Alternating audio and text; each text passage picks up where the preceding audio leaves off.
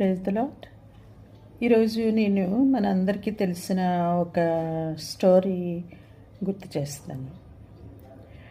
ఒక రాజుగారు డాబా మీద పచారులు చేస్తుండగా క్రింద వెళ్తున్న ఒక వ్యక్తిని పిలిచాడంట. ఆయన పేరు పెట్టి పిలిస్తే ఆ వ్యక్తికి వినపడలేదో మరి ఎందుకో చూడకుండా నడుస్తూ వెళ్తున్నాడంట. మళ్ళీ గట్టిగా పిలిచాడంట ఆయన పేరుతో, ఒకసారి పైకి చూడు అని. ఆయన సరే ఆ మనిషికి వినపడలేదు, వెళ్ళిపోతూ ఉన్నాడు. అప్పుడు రాజుగారు ఏం చేశారంటే ఒక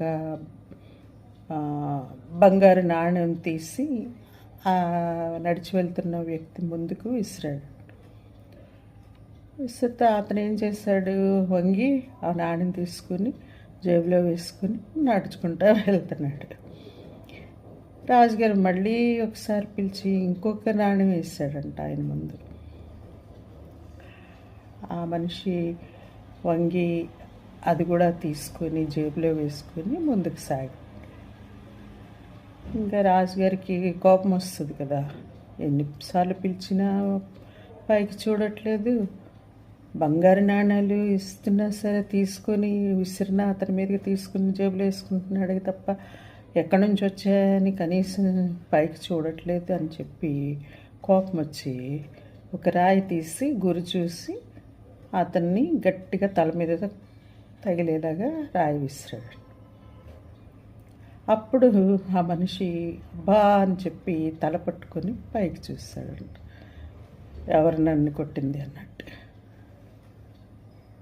అలాగే మనం కూడా ఏం చేస్తాం, దేవుడు మన జీవితంలో ఎన్నో మేళ్ళు, ఎన్నో దీవెనలు ఇస్తూ ఆశీర్వదిస్తూ ఎప్పటికప్పుడు మనల్ని ఆదుకుంటూ ఉన్న దేవుణ్ణి మర్చిపోయి ఆయన వల్ల వస్తున్న ఆశీర్వాదం అని గుర్తిరగకుండా మన సొంత ప్రయత్నాలు, మన సొంత ఆలోచనలతో మనం సాధించుకున్నామని భ్రమలో ఉంటూ ఉంటారు,